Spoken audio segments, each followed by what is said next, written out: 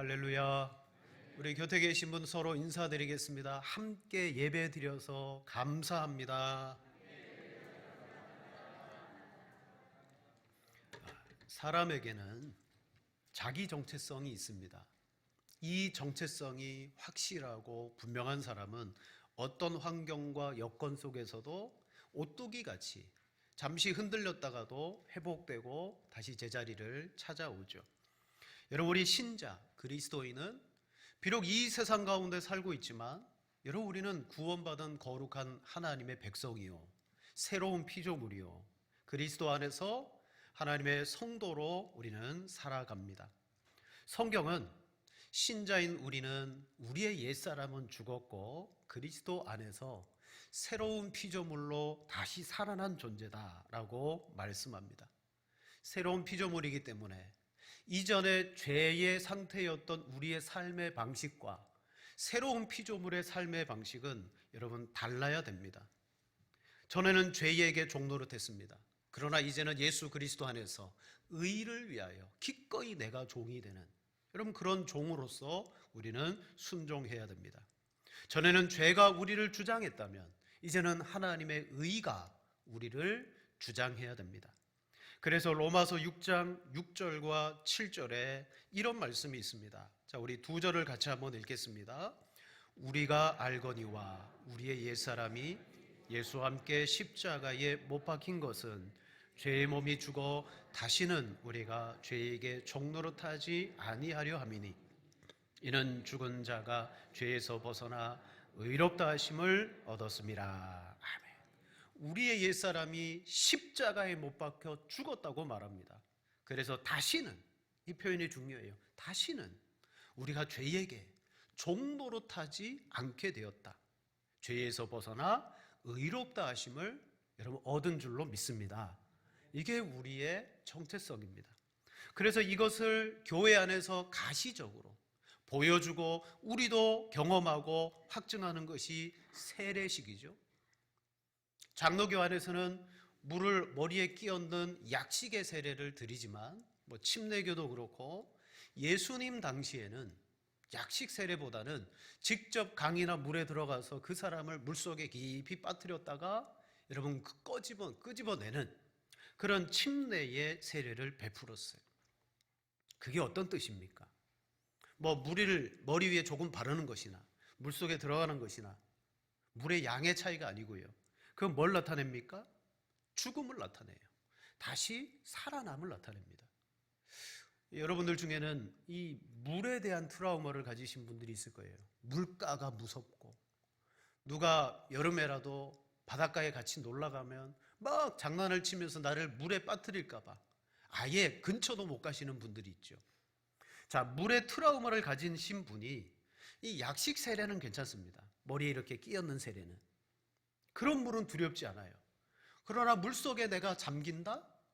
그것도 내 의지가 아니라 누군가 나를 물속에 집어넣었다가 빼낸다? 거기에 대해서 상당한 두려움을 가지게 됩니다. 저나 여러분이나 친구들과 바닷가에 놀러 가면 아주 장난치는 친구들이 있잖아요. 친구들끼리 소곤소곤하면서 야, 쟤 물에 안 들어가려고 한다. 우리 빠뜨리자. 한 3, 4명이 팔다리 잡고 던지잖아요. 그 다음부터 우리 물에 안 들어갔잖아요. 또 물에 들어가서 놀다 보면 아주 억센 친구가 올라타가지고 나를 물속에다 꾹꾹 집어넣는데 그때부터 원수 되잖아요. 그게 트라우마가 되는 거예요. 왜? 죽을 것 같은 경험을 그때 하기 때문입니다. 자, 이런 트라우마를 가진 사람이 정말 물속에 들어갔다 나오는 세례를 경험할 때 그는 무엇을 경험하고 느끼겠습니까? 진짜 죽을 뻔했다. 그리고 나왔을 때는 살았다. 여러분, 어쩌면 이 세례가 가지는 그 경험이라는 것은 그와 같은 것이 아닐까요? 실제 성경은 말씀으로 우리의 옛사람은 죽었고 그리스도 안에서 새로운 피조물이 되었다고 분명히 말씀합니다. 세례를 통해 그 말씀이 경험되어지는 것입니다. 자, 앞절에 보면 10절과 11절에 이와 같은 말씀이 있습니다.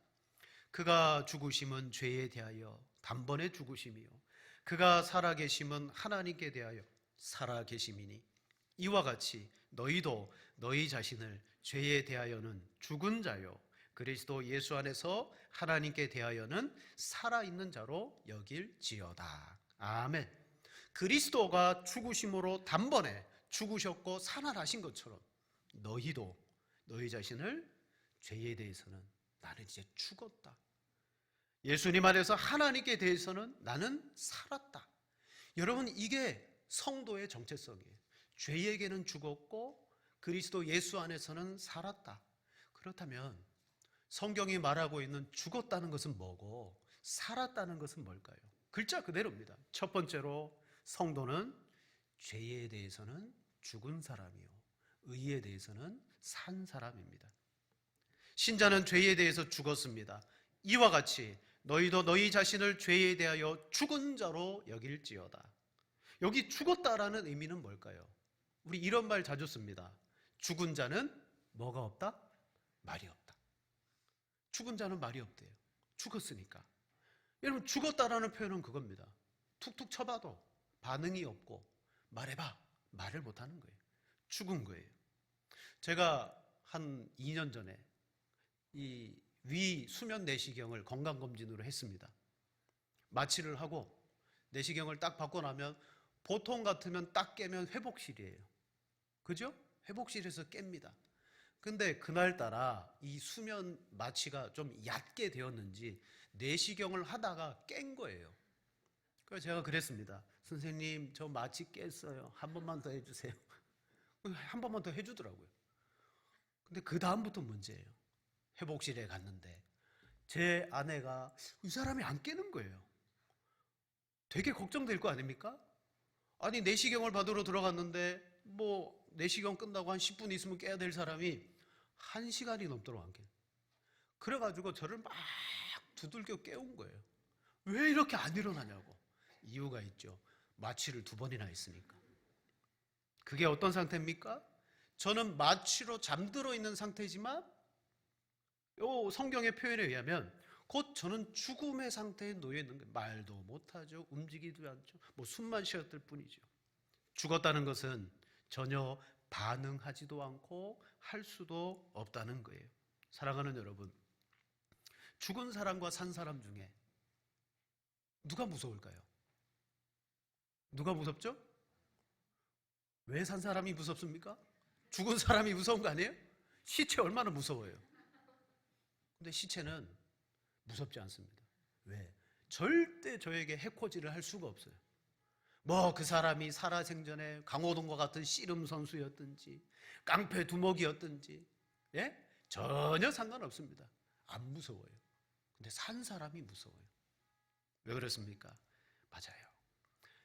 죽어있다는 것과 살아있다는 것은 그만한 차이가 있습니다.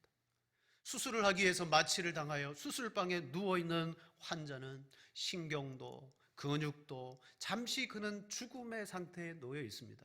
그때 그가 가지는 마음은요, 걱정 없습니다. 불안 없습니다. 초조 없습니다. 염려 없습니다. 미래에 대한 어떤 막연함 없습니다.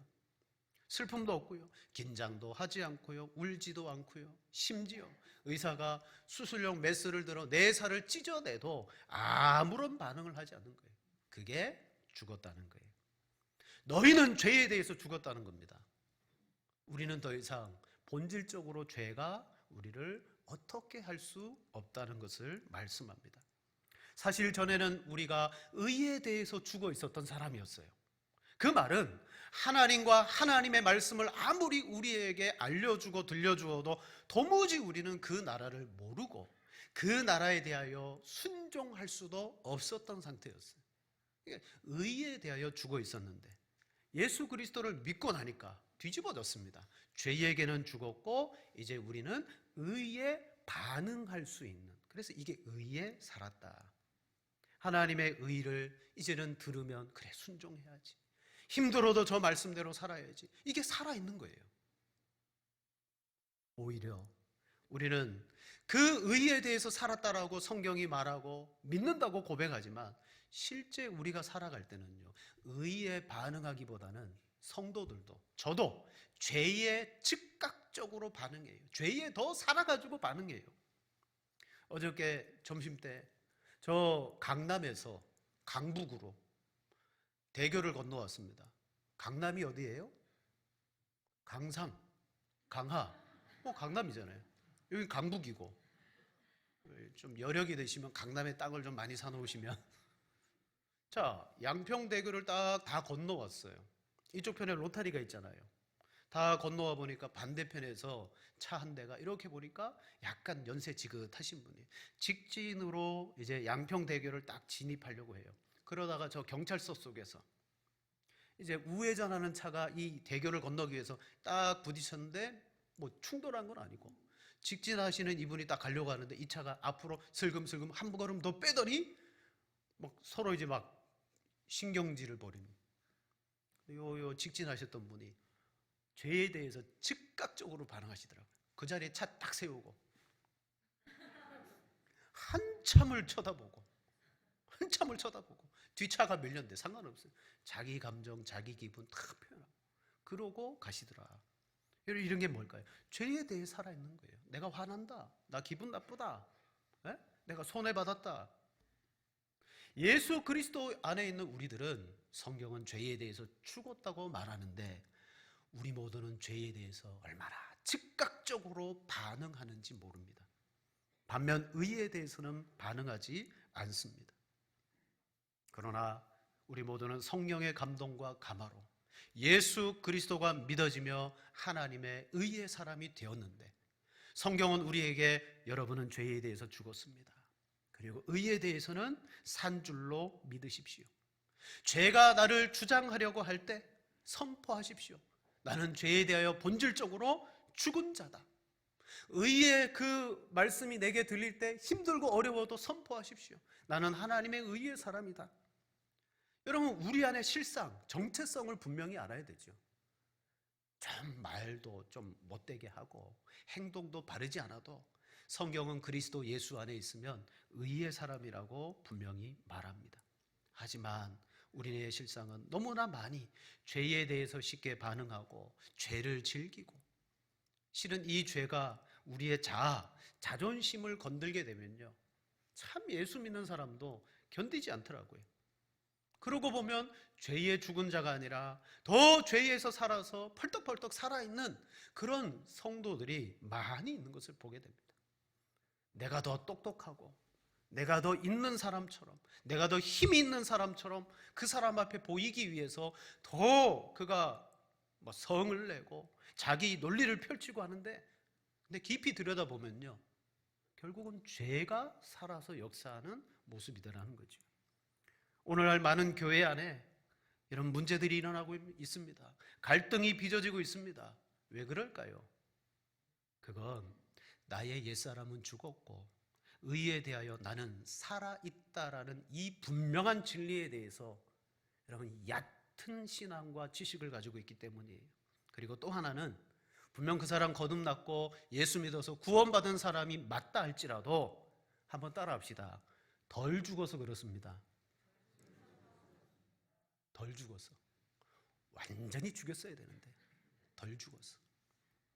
여러분 가끔 뱀을 잡아서 죽이다가 뱀 목을 쳤는데 분명히 뱀 목이 떨어졌어요.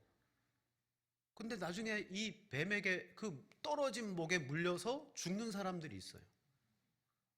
그런 사람들이 있습니다. 뱀 목은 떨어졌는데 금방 안 죽었던 모양이죠. 심지어 그런 뉴스 봤습니다.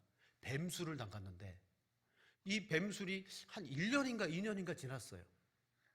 그 후에 뱀술을 딱 뚜껑을 열었는데 그 1, 2년 후에 뱀이 튀어나와서 죽였대요. 이거 여러분 인터넷에 쳐보세요. 실제 최근에 일어난 일입니다. 뱀이 그 속에서 그렇게 살았던 거예요. 덜 죽어서 그래요. 성도도 마찬가지입니다. 우리의 신앙생활은 우리의 옛사람이 분명히 죽었고 죄에 대해서 죽었다는 고백과 인식과 함께 매일 나를 죽이는 연습. 자, 우리 고린도전서 15장 31절 같이 읽겠습니다. 형제들아, 내가 그리스도 예수 우리 주 안에서 내가 가진 바 너희에 대한 나의 자랑을 두고 단언하느니 나는 날마다 죽노라. 아멘. 바울의 자랑이 뭐라고요? 나는 단언하노니 나는 날마다 죽노라. 자기 안에 일어나고 있는 그 죄, 그 죄의 본능과 욕구에 대해서는 날마다 죽어요. 여러분, 예수님은 죄가 없으신 분이에요. 다른 말로 말씀드리면 십자가에 못 박혀 우리의 죄를 위해서 죽으시기 이전에 예수님은 이미 죄에 대해서 죽으신 분이에요. 죄가 아무리 예수님을 충동하려고 해도, 3번이나 마귀가 예수님을 시험하려고 해도 예수님은 그 죄에 걸려들지 않으셔요. 왜? 죄에 대해서 죽으신 분이니까. 오히려 의에 대해서 살아계십니다. 기록되었으되 라고 말하며 하나님의 의의 말씀으로 그 마귀에게 들이대는 거예요. 의의 말씀으로 이기셨습니다. 그러나 우리는 연약합니다. 구원받았지만, 본질적으로는 죄에 대해서 죽었지만 끊임없이 이 육체 속에서 죄의 충동이 계속해서 일어나서 의를 위해서 살지 못하게 하더라는 거예요. 여러분, 우리가 신앙생활하면서 얼마나 많은 죄의 충동을 가지게 됩니까? 죄가 내 감정을 충돌하고요, 내 기분과 느낌을 충돌하고요, 자존심을 충돌하고요, 그리고 때로는 다른 사람과의 관계에서 막 모욕감을 들게 하면 이거 성도고 뭐고 없어요. 그냥 죄로 들이받는 거예요. 왜? 아직까지 죽지 않았으니까. 자, 대표적인 사람이 가인입니다. 우리 창세기 4장 5절과 7절, 3절 같이 한번 읽겠습니다. 가인과 그의 제물은 받지 아니하신지라. 몹시 분하여 안색이 변하니 여호와께서 가인에게 이르시되 내가 분하여 함은 어찌 됨이며 안색이 변함은 어찌 됨이냐. 내가 선을 행하면 어찌 낯을 들지 못하겠느냐. 선을 행하지 아니하면 죄가 문에 엎드려 있느니라. 죄가 너를 원하나 너는 죄를 다스릴지니라. 아멘. 하나님께 예배를 드렸다고 그가 다 된 게 아니더라고요. 하나님이 원하시는 것은 오늘 우리 안에 있는 죄를 다스리는 거예요. 가인에게, 가인아, 내가 왜 이렇게 분하여함이 어찌 됨이냐. 이미 가인의 마음속에 자존심 상하고 분하고 수치스럽고 이게 막 일어나는 거예요. 이제 그게 일어나니까 더 큰 죄가 그를 집어삼키기 위해서 마음 문 밖에서 도사리고 있다고 하나님이 말합니다. 너 그거 죽이고 하나님의 의, 선을 따라가라. 근데 가인은 그 충동에 고스란히 죄가 원하는 대로 자기를 내어 주었습니다. 여러분, 사람은요, 자기 자신에 대해서 이렇게 충동하면 견디지 못하는가 봐요. 그래서 많은 사람들이 거기에 넘어집니다. 자신에 대해 부끄럽게 여기게 되고, 죄를 짓게 되면 또 수치스럽게 여기게 돼요. 가인이 그가 나를 만나는 사람마다 나를 죽이리라, 자기가 지은 죄의 결과로 말미암아 너무나 부끄럽고 수치스럽게 여겼고 두려워했습니다. 내 마음에 죄가 충동되어지면요, 그냥 그 사람이 미워집니다. 하나님의 나라 일은 저절로 포기되어지고요, 그리고 내가 죄를 지으면 내가 속한 공동체와 그 무리들이 어지럽혀지는 것을 성경은 보여줍니다. 여러분, 우리는 분명히 죄에 대해서 죽은 자인 줄 믿습니다. 죽었습니다. 적극적으로 하나님의 의를 행하는 삶은 비록 살아가지 못한다 할지라도 적어도 죄가 내 삶 속에서, 우리 예배당과 우리 교회 안에서 죄가 활보하고 다니는 것은 그냥 내버려 두면 안 되잖아요. 자, 무슨 말입니까? 의를 적극적으로 행하지 못해도 적어도 죄가 우리 삶 속에서 활보하는 건 내버려 두면 안 돼요. 그걸 죄라고 말할 수 있어야 됩니다. 죄에 대해서, 죄를 지은 이가 또 그 죄를 인식할 때 부끄러워할 줄 알아야 됩니다. 왜냐하면 죄는 부끄러움을 줍니다. 자, 우리 21절 말씀 보세요. 본문. 너희가 그때에 무슨 열매를 얻었느냐. 이제는 너희가 그 일을 부끄러워하나니 이는 그 마지막이 사망임이라. 아멘. 죄를 지었는데 부끄러워하지도 않아요. 그거 바른 성도의 인식이 아니잖아요. 여러분, 주보에 부끄러운 광고를 하나 냈습니다. 교회가 하지 말아야 될 일. 거기에 3번째 이렇게 냈어요. 개인이나 모임에서 험담과 부정적 소문을 금합니다. 이런 광고를 낸다는 것 자체가 부끄러운 거예요. 교회가 분명히 우리 상식적으로 너 개인 험담이나 또 부정적 이야기를 하는 거, 그거 하면 안 되죠. 왜? 그거 죄가 되니까. 그런데 우리는 나도 모르게 그 죄의 소욕에 이끌려서 어떤 이야기를 하나 들으면 침소봉대 그걸 가지고 부풀려 가지고 마치 기정사실화된 것처럼 이 사람 저 사람에게 전파하고 그걸 들은 사람들은 또 무료 봉사로 나눠주고 그게 온 교회에 죄가 돌아다니면서 역사하고 있음에도 불구하고 또 그걸 즐겁다고 말이야 누가 말이야 이렇게 이야기하는 거예요. 그 죄의 소욕이 살아 역사하는 거예요. 죄가 교회를 활보하는 거예요. 죄에 죽었다라고 말하지만 왜? 그런 모습이 우리 속에 막 우리의 죄된 옛습성과 딱 맞아떨어지는 겁니다. 결국 교회가 어지러워지고 혼란스럽게 되는 거예요. 심지어 여러분 다른 교회 목사님들이 저에게 물어봐요. 양평교회 무슨 일이 있냐고. 아니 소문이 어떻게 그렇게 거기까지 갔나. 정말 죄라는 것이 우리 자신에게 역사하면 나로 끝나지 않고 공동체와 교회를 진짜 어지럽히는구나. 그런 분들에게 여러분 진짜 묻고 싶습니다. 정말 그렇게 죄에 쓰임 받고 싶으십니까? 죄에 그렇게 도구로 쓰임 받고 싶으세요? 가인이 하나님이 그렇게 극구 만류하는데 결국 자기의 감정과 마음을 다스리지 않고 그 일을 벌려버렸잖아요. 그런 이야기를 딱 들으면 의에게 반응하셔야 돼요. 이걸 내 선에서 끊어버리는 거예요. 그런 이야기를 들으면 전파하는 자가 아니라 정말 의의 사람은 기도해야 될 때구나. 기도해 나가가지고 기도하고 함께 우리가 이런 일에 대해서 더 확대되거나 더 커지거나 문제가 되거나 그게 아니라 기도하며 풀어내는 것이 여러분 그게 진짜 하나님의 사람의 모습인 줄로 믿습니다. 그게 죄를 의로 전환시키는 거죠. 특정한 누구에 대해서 뭐라고 말하는 게 아니라 우리 모두가 다 그 속에 적용되고 죄가 끊임없이 우리를 그렇게 이용해 먹으려고 하고 있더라. 자, 그럼 우리 어떻게 해야 되느냐? 두 번째로 은혜 아래에서 은혜의 지배를 받으셔야 돼요. 은혜 아래에서. 자, 우리 12절부터 14절 한 절씩 교도하시겠습니다. 제가 먼저 읽습니다. 그러므로 너희는 죄가 너희 죽을 몸을 지배하지 못하게 하여 몸의 사욕에 순종하지 말고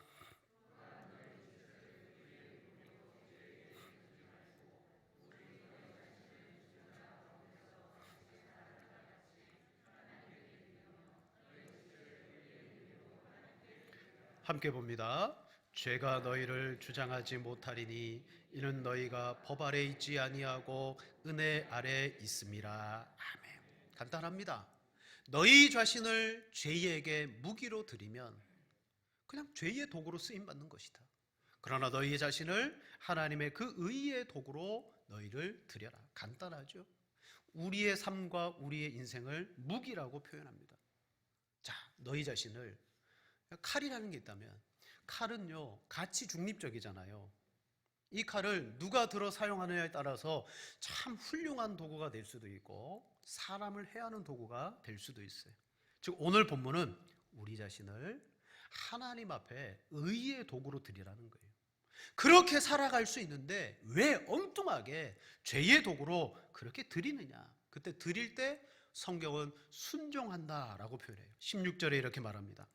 너희 자신을 종으로 내주어 누구에게 순종하든지 그 순종함을 받는 자의 종이 되는 줄을 너희가 알지 못하느냐. 혹은 죄의 종으로 사망에 이르고 혹은 순종의 종으로 의에 이르느니라. 아멘. 오늘 이 설교를 들으시는 분들은 의의 권면을 받으시는 줄로 믿습니다. 권면 받고 계신 거예요.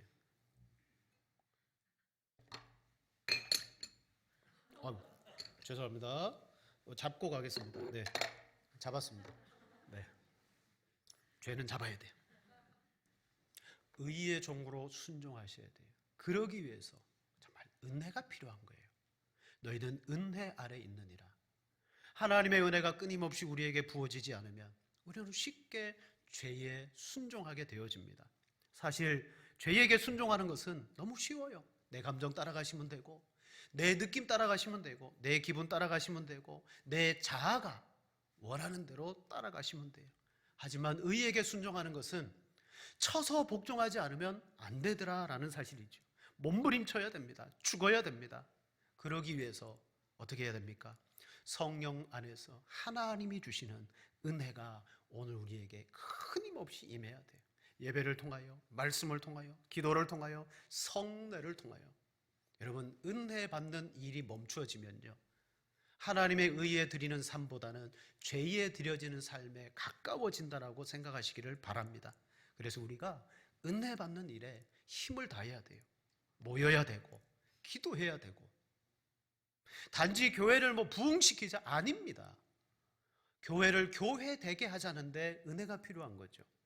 실은 구약 성경에 그렇게 하나님께 쓰임 받았던 사람들이 한순간에 나락으로 떨어진 인생들이 많아요. 즉 하나님의 은혜를 받았을 때는 훌륭한 사람이었는데 은혜가 없어져 버리니까 엉뚱한 인생을 사는 사람들이 있더라고요. 대표적인 사람이 사울왕 아닙니까? 그는 초창기에 왕으로 부름을 받았을 때, 택함을 받았을 때 선지자들 무리 속에서 하나님의 영이 임하여 사람들에게 회자되었어요. 사울도 선지자 중에 있느냐? 선지자와 사울이 거의 같은 동급으로 하나님의 은혜로 충만했었어요. 겸손했었습니다. 이스라엘의 리더십을 발휘했었습니다. 그런데 서서히 여기서 우리가 알 것은 구약의 성령과 신약의 성령의 역사는 차이가 있는데, 구약의 성령은 그 사역과 임무를 하시기 위해서 오셨다가 끝나면 떠나가셨어요. 근데 신약의 성령은요, 떠나가지 않으세요. 자, 사울에게 하나님의 영이 임하셨다가 그가 자기 욕심, 자기 의를 위해서 살아가고자 할 때 하나님의 영은 떠나가셨습니다. 결국 아말렉과의 전쟁에서 여러분, 예물은 하나님 앞에 준비해서 드렸지만 진짜 하나님이 원하는 의는 이루지 못했어요. 하나님이 이 소와 양의 제물을 기뻐하시는 줄 아십니까? 아닙니다. 하나님은 순종을 기뻐합니다. 인내하심을 기뻐합니다. 하나님의 의는 거기 있더라는 거죠. 우리가 은혜 받지 않으면 엉뚱한 삶을 살아갑니다. 그래서 고린도후서 6장 1절에 이렇게 말하죠. 우리가 하나님과 함께 일하는 자로서 너희를 권하노니 하나님의 은혜를 헛되이 받지 말라. 아멘. 자, 말씀을 마치겠습니다. 은혜를 받게 되면요, 정말 나 같은 죄인, 하나님이 내 죄를 용서하시고 나를 이렇게 불쌍히 여겨주시고 내가 받을 수 없는 놀라운 은혜, 하늘의 선물을 받았구나. 그 은혜가 믿어지고 누려지면요, 옹졸해지지 않고 편협해지지 않고 그리고 인색해지지 않고 욕심 부리지 않고 은혜를 받으면요, 사람이 휙 바뀌어버려요. 은혜로 말미암아. 그러나 은혜가 없으면 욕심이 그 사람을 이끌고 갑니다. 실은 이 욕심은 죄의 모태라고 했습니다. 욕심이 잉태한 즉 죄를 낳고 죄가 장성한 즉 사망을 낳느니라. 은혜가 사라지면요, 자기 욕심이 그 사람을 이끌고 가요. 여러분, 이 세상과 동물의 세계가 있는데 사람과 동물의 세계의 같은 점은 뭐냐? 강한 존재가 있고 약한 존재가 있다는 거예요. 그런데 동물의 세계에서는 아무리 강한 동물들이 약한 짐승을 잡아먹어도 약한 동물들이 멸종되지 않아요. 아무리 그 강한 동물들이 약한 동물을 막 잡아먹어도 왜 멸종되지 않냐? 그 이유는 뭘까요? 강한 동물들에게는 우리에게 있는 게 없어요. 욕심이 없어요. 배가 고파서 얘를 잡아먹는 거지, 배가 딱 부르고 나잖아요? 아무리 눈앞에 뭐가 지나가도 안 잡아먹습니다. 왜? 내 배가 채워졌으니까. 자기 힘을 과시하거나 세를 부리기 위해서 하는 게 아니에요. 단지 먹기 위해서 사냥합니다. 그리고 먹고 나면 사냥을 안 합니다. 때로는 며칠씩 그냥 쉬고 있습니다. 사람은 그렇지 않아요. 사람은요, 끊임없이 힘을 얻고 물질을 얻고 좋은 것 얻고 다 얻어도 저 사람보다 내가 더 많이 가지려고 하는 욕심이 있어요. 그래서 어떻게 됩니까? 세상이 그 욕심으로 말미암아 죄가 간영하고 죄가 사망으로 온 세상을 뒤덮는 거예요. 근데 예수님께서 이 땅에 뭘 가지고 오셨습니까? 이 세상에 욕심이 작용하는 죄의 나라를 하나님은 그 속에 하나님의 나라, 의의 나라를 심으셨고, 교회는 그 의의 나라를 보여주는 가시적인 기관이더라. 그래서 교회 다니는 사람들은 달라라고 말할 때 다르다는 표현이 바로 그겁니다. 우리는 하나님의 의를 쫓아 살아가는 성도이더라는 거죠. 자, 말씀을 마치겠습니다. 여러분, 설 죽어서 그래요. 완전히 죽어야 돼요. 근데 그 죽을 때 내가 정말 뭐 고행을 해서 죽을 수 있느냐? 천만의 말씀입니다. 고행을 해서는 절대 우리의 욕심이 죽지 않습니다. 한번 따라합시다. 하나님의 은혜입니다. 네, 하나님의 은혜입니다. 하나님, 저는 죄인입니다.